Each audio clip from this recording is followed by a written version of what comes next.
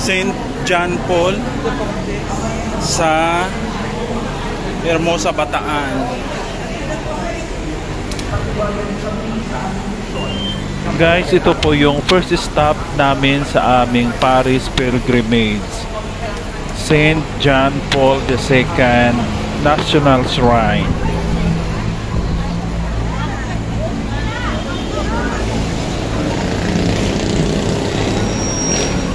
Ito yung kanilang simbahan dito.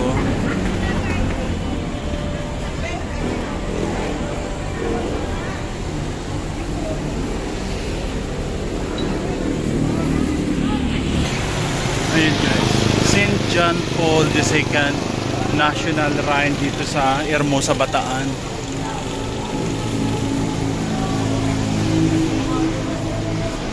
So pupunta daw kami sa ilalim.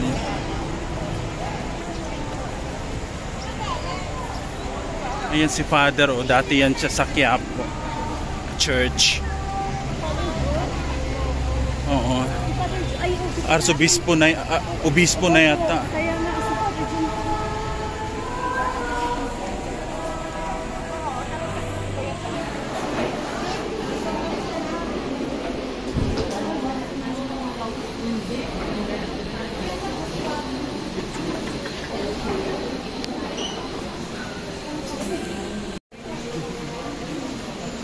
Taba na mukha.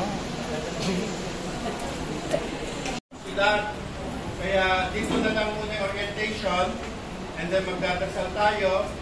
Then after that, kung may time pa tayo, tapos na siya mag-misa, yung gusto umakyat mag-picture taking, pwede naman.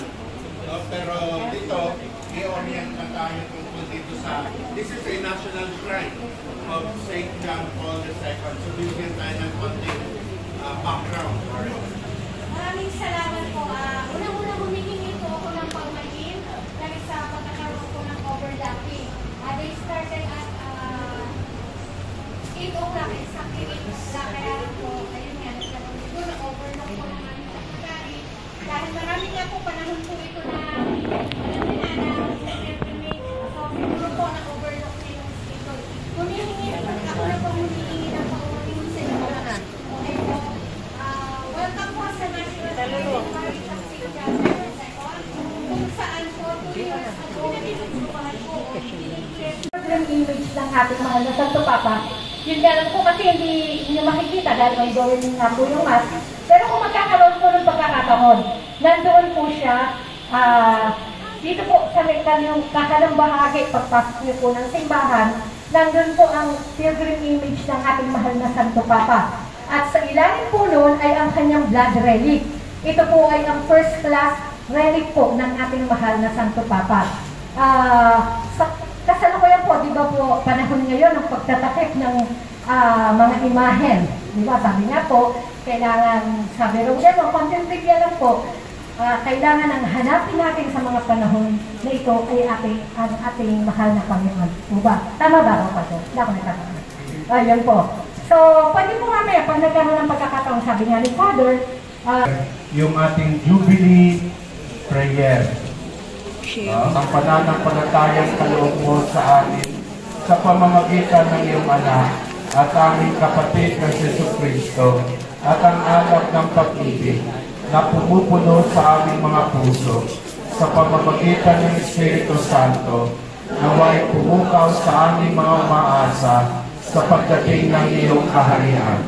Sa iyong biyayang bigay, gawin mo kami masisipag na tagapaghatid ng binhi ng mabuting balita na siyang magpapalago sa sangkatauhan at sansinuko.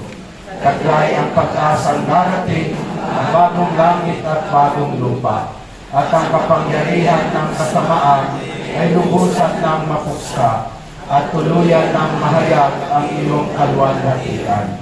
Ang grasya ng Jubileo ay pumukaw nawa sa ating mga manlalakbay ng pag-asa sa pananabik sa pakalangit na kayamanan at mapalaganap namin sa buong mundo ang kasiyahan at kapayapaan ng ating manunubos. Sa iyo aming walang hanggan at mapagpalang Diyos ang lahat ng papuri at kalwalhatian magpasawalang hanggan. Amen. In the name of the Father, the Son, the Holy Spirit. Amen. Ay paglalakbay patungo sa tahanan ng Ama. Ang buhay natin ay ang ating buhay ay patungo sa tahanan ng ating Ama sa langit. Kaya tayo lumalak. Kaya ang buhay natin dito ay isang paglalakbay.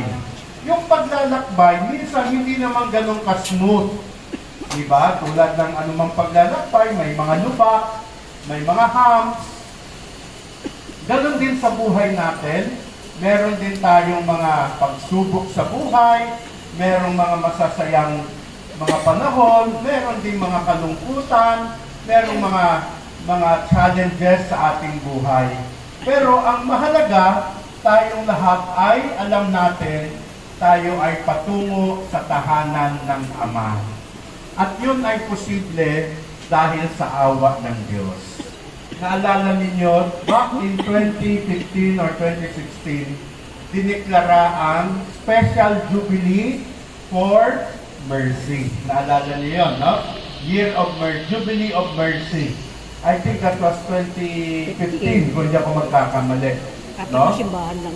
At ito ay preparation din para sa taong ito na 2020. Bakit 2033 alanganin? Kasi yun yung 2,000 years ng kaligtasan natin. Di ba si Jesus namatay sa year 33? Di po ba?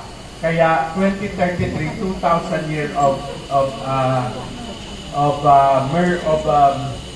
salvation ng mga lugar upang ipahayag ang mabuting balita.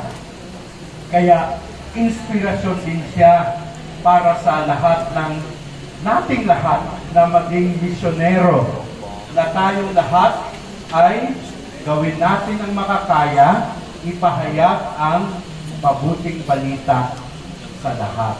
Quezay Parish, ito yung bago maging parokya ng isang parokya, Quezay muna. Parang temporary, maliit na parokya na nag-ooperate tulad ng parokya pero hindi pa officially parokya.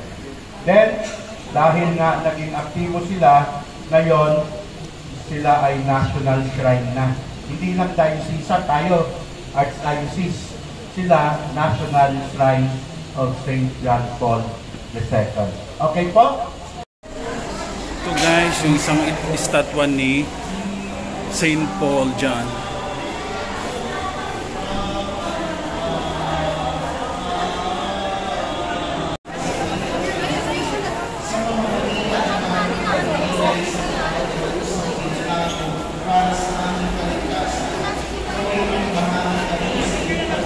Ayan guys, may estatwa. Ayan guys, side view. Statwa ni Santo Papa. Ayan.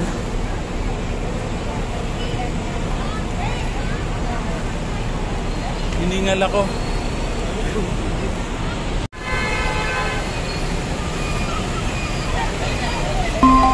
Ay! Ang ganda ng boses.